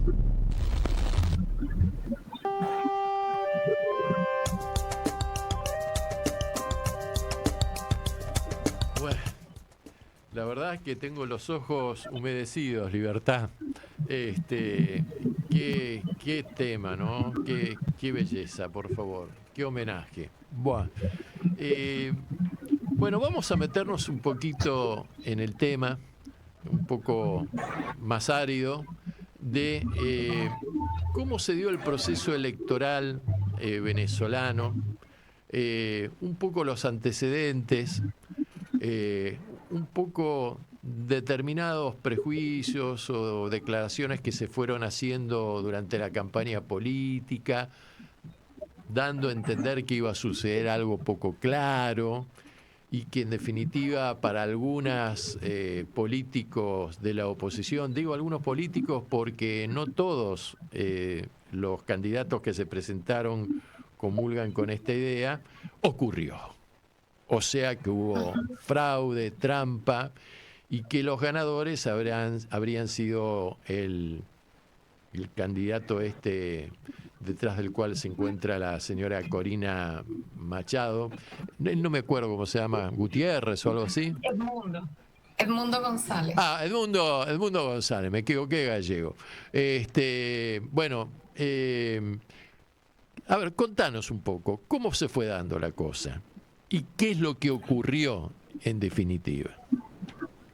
Bueno, en el caso inmediato de antecedentes de oposición cantando fraude en Venezuela, bueno, yo te podría decir en 25 años, casi en todas las elecciones, ellos cantan fraude anticipado. Pero la forma de buscar la agitación política de la calle a propósito de ese condicionamiento, de ese llamado, ha cambiado en el tiempo. Mira, ellos llegaron en una época, por ejemplo, Enrique Capriles, que ha sido el candidato de oposición que más cerca le llegó a Chávez. Ajá. Y ya eso es decir mucho, porque a Maduro no le ha llegado tan cerca ninguno. Entonces ya eso te va bajando un poco la estatura mediática que le han dado a Edmundo, de un liderazgo que no tiene, ser un hombre que no lo conocía nadie. Para el momento en que lo lanzan a la papeleta, la candidata era otra señora llamada Corina, la sacaron del juego muy rápido, nadie la recordó, y luego la sustituyeron a ella por él. Entonces ahí ni siquiera había un liderazgo construido, era un hombre que en el mundo académico nadie lo recordó, no lo conocían, nacionalmente quiero decir. En el mundo diplomático tampoco, nacionalmente era un hombre con reconocimiento, no tenía expresión de liderazgo en ningún partido político en el país, entonces lo sacan del arsenal de la conspiración, ¿ves? Con complicidad de actores internacionales. Entonces, discúlpame. En el antecedente tú lo tienes que comparar con alguien que gritó fraude y que además pidió auditoría. Te hago una preguntita. Si te hago una pregunta. Discúlpame, te hago una pregunta y seguís. ¿Edmundo residía en Venezuela o en el extranjero? Bueno, él aparecía en sus videos en los últimos días de campaña desde el balcón de un apartamento en Caracas dándole comida a las guacamayas. Entonces, puede ser su domicilio en Caracas. Bien. Pero de todas maneras, nosotros sabemos que él tenía constantes viajes a diferentes lugares del mundo, especialmente Estados Unidos, y hace mucha vida en Estados Unidos. Entonces, como con la mayoría de la oposición, de la oposición tiene doble nacionalidad, tiene propiedades, cuentas, empresas, muchos intereses en otras partes. Eso es menos común en el lado del chavismo. Claro. Además, porque el comandante Chávez siempre advertía que hacer eso era automáticamente abrir una franja de debilidad. Claro. Porque te iban a perseguir por eso. Claro. Y ya luego vamos a retomar eso porque hay otras figuras en Latinoamérica que están siendo sonsacadas justamente por no haber tomado previsiones sobre esas formas de manipulación, sea patrimonial, financiera, política, hasta con la visa, los amenazan, ¿no? Pero bueno, acá sí hubo un antecedente de un hombre con mayor presencia política y mayor liderazgo en la oposición que ya alguna vez cantó fraude y pidió una auditoría de lo que aquí se llaman cajas de resguardo de los papelitos o de los comprobantes del voto, que son unos cuadrados chiquititos. Y entonces él pidió una auditoría 100% de esas cajas de comprobantes, ¿no? Entonces, en aquel tiempo fue de utilidad pedagógica porque la gente entendió que los votos en Venezuela no son papelitos para contar, que el voto era automatizado. Entonces, a mí me parece extraño que el mundo haya ignorado ese antecedente. De pronto la gente común que no acostumbra a revisar historia, eso le pasa. Pero la prensa, el periodismo, no se puede permitir errores de esa naturaleza. Ya se sabía y estaba documentado y mediatizado cuál era la característica del voto en Venezuela. Es un voto automatizado, electrónico, que se escruta automáticamente también. Entonces, cuando Capriles pidió esa auditoría de papelitos de las cajas de resguardo, se tomó meses la auditoría bajo los mecanismos formales. Y fíjese que él sí denunció el supuesto fraude en los mecanismos que correspondía, se abrió el procedimiento ordinario de ley para auditar las cajas y después del tiempo hasta él mismo desistió de la investigación y se dio cuenta que ahí no había pasado nada y bueno, con vergüenza tuvo que apagar él mismo su incendio mediático. Pero él tenía fines también de movilización de calle. Eso es un antecedente muy importante para analizar lo que pasó ahora y por qué la señora María Corina Machado y el señor Edmundo González no recurren a la misma fórmula. Ellos esta vez sabían que ir formalmente a pedir una auditoría toma meses, que además el sistema es robusto, que dispone de todas las pruebas físicas, electrónicas, técnicas, jurídicas, todo para transparentar delante de instituciones legítimas, nacionales y hasta internacionales si quieren, para hacerlo. Ellos no recurrieron a ese mecanismo. Yo no sé si ustedes lo sabían, pero Edmundo, ni sus partidos, los que apoyaban su nombre para la presidencia, ninguno introdujo un recurso formal, ni ante el CNE, ni ante ningún tribunal, ni el contencioso electoral, ni el Tribunal Supremo, ninguno de los que la ley prevé para quien duda de la comunicación oficial de resultados, de escrutinios, de boletines, de proclamación o adjudicación, que son actos separados. Nunca introdujeron un recurso. Eso es un primer elemento. Entonces, ellos anticipaban un fraude. Imagínate ir a una campaña electoral donde tú conoces el futuro y el futuro no te favorece. Claro. Eso ya de por sí les decía a la gente, sé que no vamos a ganar, por eso prepárense porque yo después lo voy a decir. Entonces, ellos dicen también, si yo tengo demasiado temor sobre el árbitro, ¿por qué no hicieron una campaña especializada en deslegitimación del árbitro electoral, es decir, del CNE? Porque ellos en el pasado, como antecedente, también habían hecho muchas campañas de odio y deslegitimación del CNE y no tuvieron éxito. De hecho, de las instituciones públicas en Venezuela, el CNE es una de las que goza de más prestigio y credibilidad en todo el país. Todavía hoy, encuestadoras como Interlace te pueden probar el grado de credibilidad y confianza que la gente tiene en el sistema electoral. Y si la gente fuera un poquito más acuciosa investigando, se daría cuenta que hasta la vocería internacional pagada en contra de nuestro proceso en esta elección, que es la de Centro Carter, por ejemplo, que ya no es el Centro Carter de Jimmy Carter, ahorita es un laboratorio de golpes de Estado, hasta ellos decían que en el proceso de observación previo a la elección, ellos habían comprobado que el CNE tiene un sistema inviolable y que era un sistema confiable y seguro.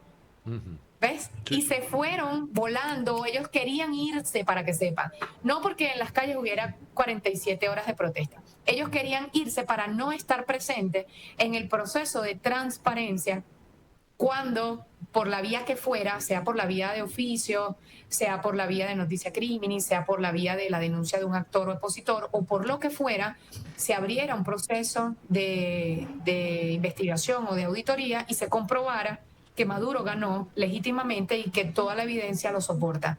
Ellos no quisieron estar aquí para ese momento. Entonces, ¿con qué prueba y con qué elemento y con qué denuncia, si no había, ellos se ponen a acompañar el discurso del fraude? La oposición, sabiendo que no podía atacar al árbitro porque goza de buena salud, su reputación, entonces solamente empezó a utilizar recursos psicológicos de neuromarketing, de guerra de nuevo tipo, de cyberwar, para trabajar la mente y preparar a su electorado y también a gente blanda, porque aquí el sector que llaman Nini, que no está ni de un lado ni del otro, es muy amplio, es de un 40%, pudiéramos decir que es el sector que define la elección a última hora según su impresión emocional.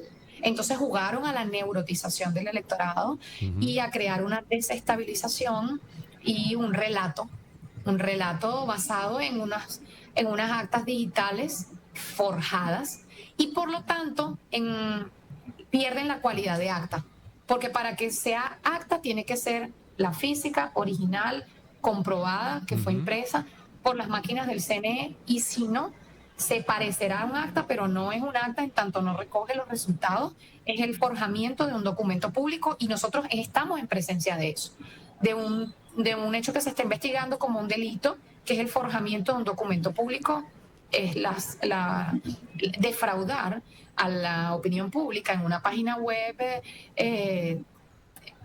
creada por ellos un día antes, fue que compraron ese dominio un día antes de la elección y luego empezaron allí a cargar documentos digitales forjados, haciéndolos pasar por actas de escrutinio electoral. Mirá vos.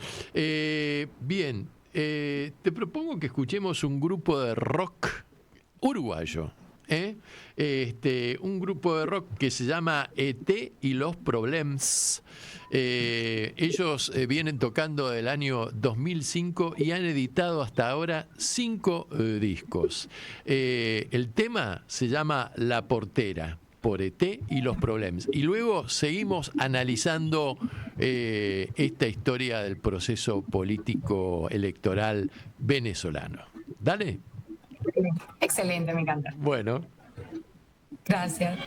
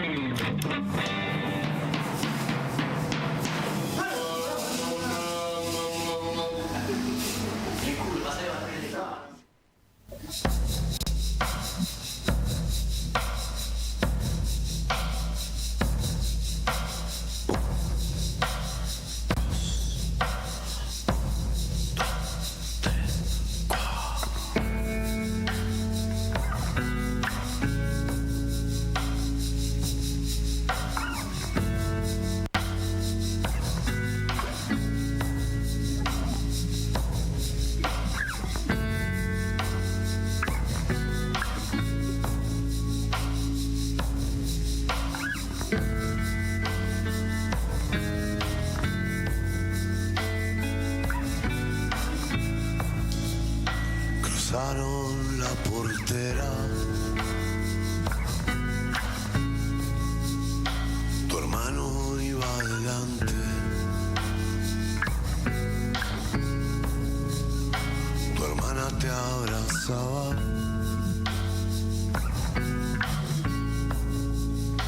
tu padre con un palo, gritándole a los perros, atrás iba tu madre, llámalo cuando llegue.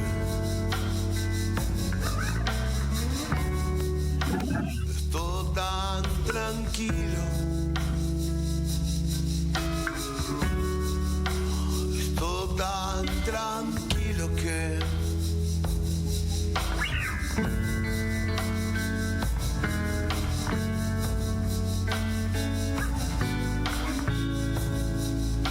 a 117 el pasillo que importa, jugás con los botones, sos todo un astronauta, tu mano con las luces, tu cara en el reflejo, flotando sobre el pasto. Las vacas tan tranquilas, es todo tan tranquilo que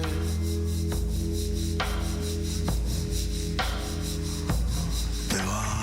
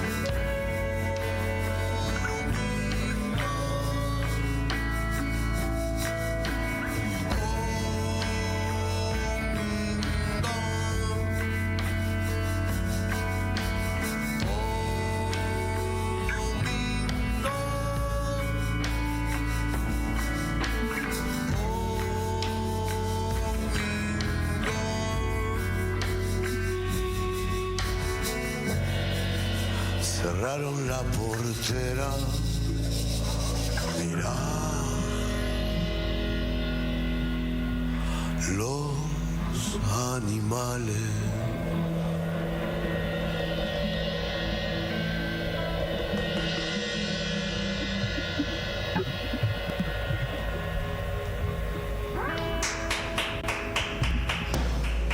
Seguí escuchando. Anochece en Buenos Aires, que no es poco.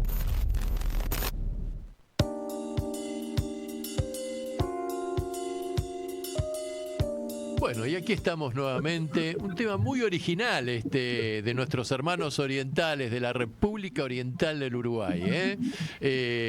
Así que, bueno, vamos a aprovechar y le vamos a mandar un saludo a algunos oyentes, Alfredo Antelo, y también a José Luis Villavicencio, que nos escucha desde Managua, capital caliente, me han dicho, calurosa Managua. Así que, bueno, la tenemos a ella siempre sonriente, rozagante. Es un sol nuestra entrevistada hoy día. Bueno, bueno, escúchame, seguimos entonces. Has explicado un poco el sistema, los antecedentes de este presidente trucho, que al final se terminó cayendo solo, y bueno, y algo sucedió acá con una especie de bombardeo informático al sistema electoral, porque acá los medios dicen que presenten las actas, pero no presentan las actas. Yo leí por ahí que la Constitución venezolana establece un protocolo, 30 días, establece un plazo de 30 días para presentar toda la documentación y qué sé yo. Y hay un tribunal electoral que es un poder constitucional del Estado en Venezuela. Explícanos un poquito todo esto en 10 minutos, si se puede. Bien, bueno, nosotros tenemos una constitución que creó un poder autónomo que es el poder electoral. Bien. Nosotros no tenemos la clásica división de 3 poderes, sino de 5 poderes y el poder electoral es autónomo. Hay gente que quiere decir, como Lula, que tiene un sistema electoral mejor que Venezuela, pero resulta que su árbitro electoral está adscrito al Ejecutivo, al Ministerio de Interior. Entonces nosotros no tenemos eso. Quien organiza, prepara, proclama, es un poder separado de los otros poderes y esa autonomía termina siendo muy buena, sobre todo en momentos de polarización política. Entonces ese es el primer elemento. Aquí había un ente con capacidad propia, autonomía de todo tipo, financiera, ejecutiva, para organizar, preparar estas elecciones y encargarse del postelectoral. Segundo, el Tribunal Supremo de Justicia hace parte del Poder Judicial, otro poder, que es el que en este momento lleva la investigación de lo que sucedió con los resultados electorales. Entonces lo que se está revisando no es el acto de votación. De hecho, no hay nadie en el país que discuta lo sana que fue la jornada electoral, lo pacífica que fue la jornada electoral, lo ciudadana que fue la jornada electoral. En este momento lo que se está discutiendo es un postelectoral sobre la transmisión de los resultados. Todavía estamos en un acto que se llevaba en las manos de un poder autónomo, el CNE. El CNE tiene un sistema que no está conectado al Internet, por lo tanto, no era posible que se interceptara por la vía de un hacker de estos que navega en la red. El sistema de transmisión venezolano tiene una red propia, no conectada a Internet, que funciona desde los propios terminales, que son las máquinas de votación. Ellas tienen autonomía de energía, autonomía para la transmisión. Entonces, el ataque que tuvo es un de negación de servicio, un ataque tipo DOS. Y ese ataque de negación de servicio era para impedir que esa data incorruptible que estaba pasando de las máquinas como terminales a la sala de totalización pasara en el tiempo para el que está preparado el sistema. Entonces empezó el ataque para ralentizar la transmisión. De todas maneras, el CNE en muy pocas horas después del cierre de las mesas, logró tener resultados de al menos 80% de las mesas. Eso no es poca cosa en un ataque que los expertos nacionales y también las compañías convocadas de Rusia y China que están participando de la auditoría del sistema de transmisión y lo que pasó luego con servidores y página web que es distinto al sistema de transmisión para totalización, escrutinio y proclamación, sino ya de divulgación de resultados, y es un acto independiente electoral que se llama publicidad de resultado electoral, que es también lo que se está investigando, que por qué no se pudo publicitar el resultado como se hacía antes en una página web con cascada hasta la mesa, y que no consiste en publicación de actas. Al menos el CNE no ha publicado nunca divulgado resultados mediante publicación de actas. Entonces, eso fue lo que pasó. Un ataque masivo a la plataforma de transmisión para ralentizarla y hacer que demorara muchísimo, y desde esa opacidad se generara una angustia, ansiedad, zozobra que iba a ser utilizada por actores políticos violentos en la calle para desatar un golpe de Estado, con mercenarios contratados, utilizando a gente inocente, humilde, pobre, confundida también. Pero bueno, acá empezó lo que nosotros llamamos el Plan República, que es un dispositivo militar que toda la vida, desde antes que la revolución existiera, se ha encargado de brindar soporte de seguridad de Estado al hecho de votar, y entonces se habilitó al Plan República, y luego cuando escaló a golpe de Estado, golpe cibernético y golpe en las calles, escaló a Operación República, se llamó esta operación conjunta de primero militares y luego policías que estaban tratando de neutralizar los elementos conflictivos que estaban quemando propiedades, asesinando personas, hiriendo sujetos con liderazgo del poder popular, y que puso en una situación muy, muy peligrosa la vida de los venezolanos y las venezolanas que no estaban protestando. Y además insurgió una práctica que acá en Venezuela no es nuestra costumbre, es de persecución para cometer crímenes de odio basado en identidad étnica y en identidad política. Porque acá ha habido antecedentes en que una persona de piel oscura, mientras más oscura su piel, se le ha llamado a ser quemado vivo, asesinado, maltratado por ser sospechoso de ser chavista. Eso es una práctica de racismo cruel que no es nueva en Venezuela, pero que sí ha cobrado vidas humanas de una forma atroz. Y nosotros, ¿por qué estamos en este momento llamando a la conciliación nacional, a la paz, e incluso la Asamblea Nacional, que ya hizo una ley del odio, está discutiendo una nueva legislación para trabajar sobre este tipo de crímenes de odio, nuevas formas de fascismo, terrorismo y estas narrativas horribles que, bueno, ustedes lo saben, en Argentina también están cobrando popularidad. El fascismo se hace vestir de rockstar y quiere llamar a mentes susceptibles, débiles, que no son muy dadas a la convivencia. Entonces eso nos está pasando y tenemos que protegernos. Acá en Venezuela lo que no ha habido es como demasiada educación para la no repetición de crímenes de odio. Eso es un registro que no aparece ni en campañas formativas, ni en campañas informativas, ni tampoco en el lenguaje de juristas y tampoco en el lenguaje de periodistas. Hay un silencio allí sobre el tema de no repetición, que quizá ustedes sí lo han vivido, y que la gente está más abierta a escuchar sobre esos temas, pero bueno, será parte de lo que tendremos que transitar ahora en estos momentos de la patria.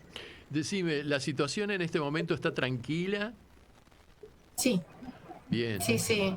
En toda Venezuela, mira, Venezuela en el golpe de abril de 2002, cuando llevaron a Chávez secuestrado, logró restablecer el orden en menos de 48 horas. Y en este golpe, en el que estaban marcadas muchas personas para también ser exterminadas, porque es que es una política de exterminio del chavismo, que la tenía incluso el mundo con María Corina en el plan de gobierno de ellos, que había que exterminar al chavismo. Una cosa que nunca pensamos que íbamos a vivir. O sea, mi generación no se había mentalizado para tener que hacer política con discursos de exterminio étnico-político. Y bueno, ahora tendremos que empezar a ejercer un liderazgo más firme para que no contagie a la generación de relevo con la idea de que ir a elecciones es ir a una campaña de vida o muerte, como lo llegó a vivir en Colombia cualquier candidato presidencial que se exponía a ser asesinado, o que por el hecho de tener una identidad política ya tú prácticamente seas un objetivo militar y que tú te prepares para morir por defender una idea. O sea, todo revolucionario sabe que eso es un hecho posible, luchar hasta el punto de perder la vida, pero no para que por cualquier estupidez estés amenazado de muerte, y eso es lo que ellos nos han querido a nosotros acostumbrar y no podemos.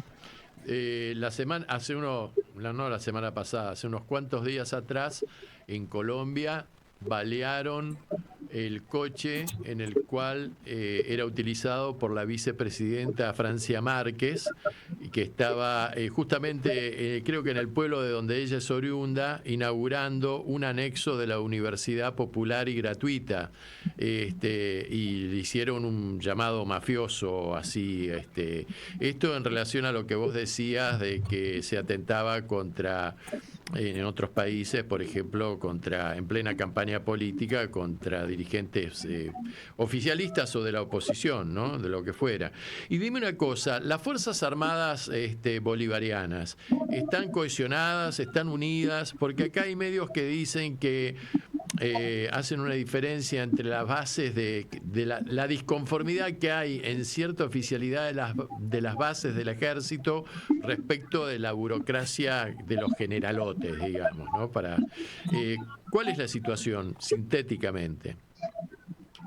Bueno, en Venezuela existe un alto grado de unión cívico-militar y un alto grado de cohesión de la Fuerza Armada Nacional Bolivariana. El que habla de división de la Fuerza Armada es porque no la conoce por dentro. La Fuerza Armada Nacional Bolivariana en este cuarto de siglo ha vivido procesos muy importantes de cambio de su modalidad de educación. Son fuerzas, primero que todo, profesionales. Bien. Eso ya hace una gran distinción. Estamos hablando de Fuerzas Armadas profesionales con un alto conocimiento de la historia de las ideas, de la historia de las ideas políticas, de la historia de Venezuela, con un arraigo y una identidad nacional, con respeto profundo a la Constitución, son soberanos, independientes, y en ese fervor patriótico y en ese sentimiento y ese espíritu bolivariano es imposible que sean proclives a discursos, de entreguismo, secesionismo, golpismo, y tampoco sean proclives a la derecha.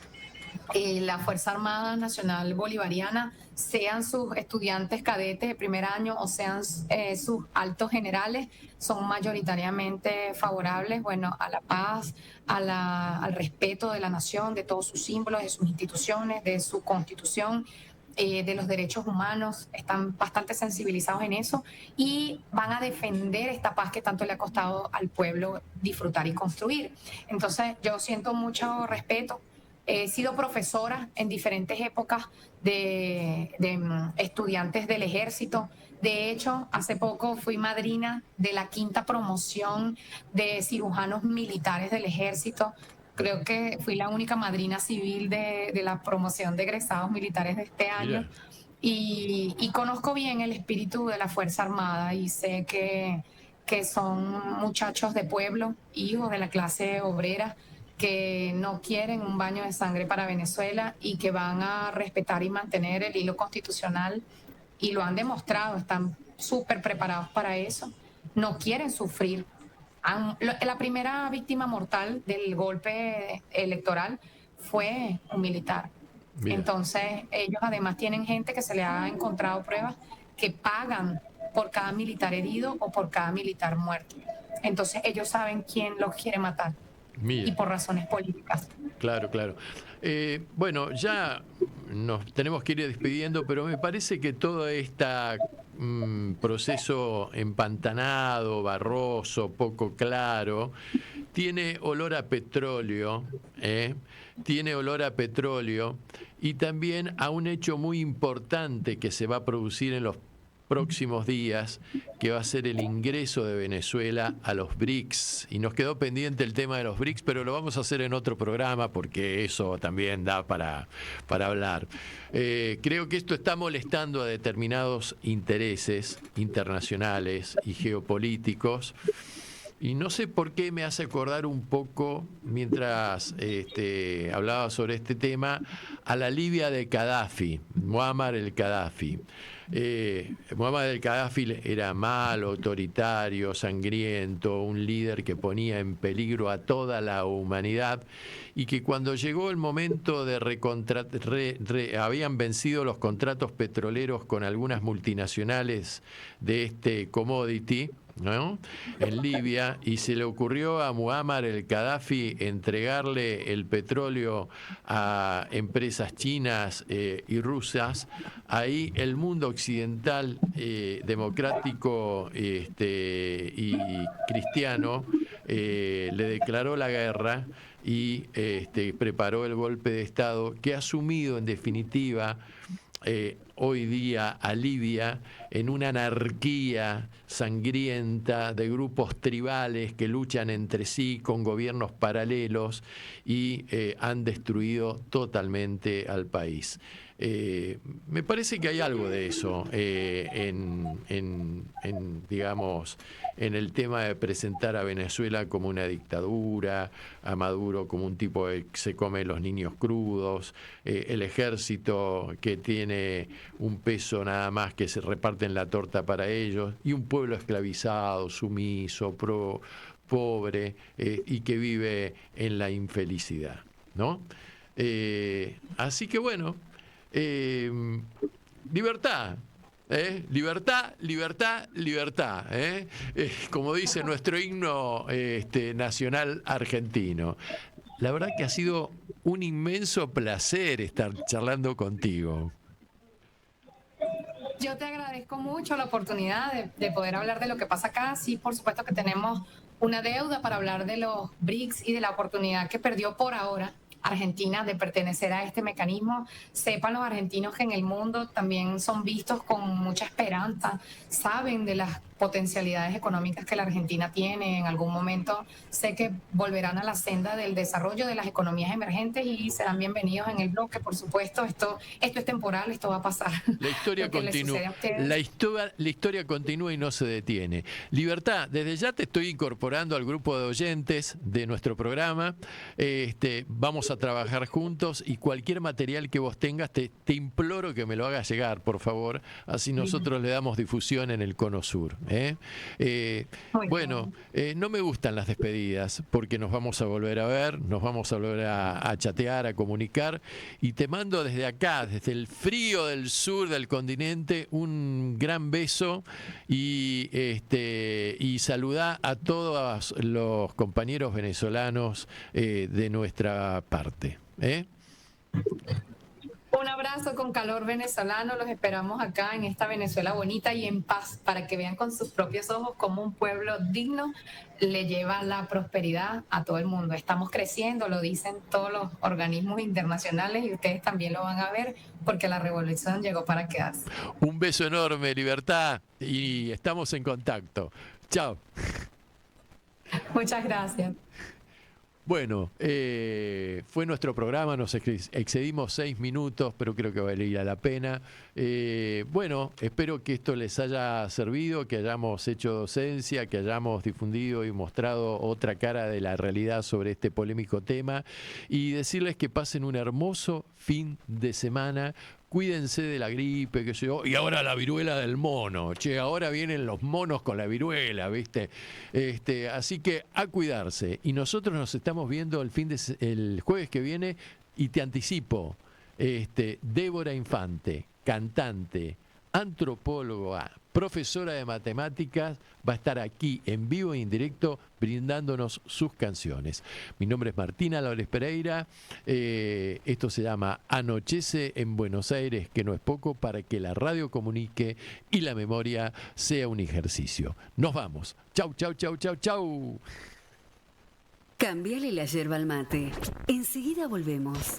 Comienzo de espacio publicitario.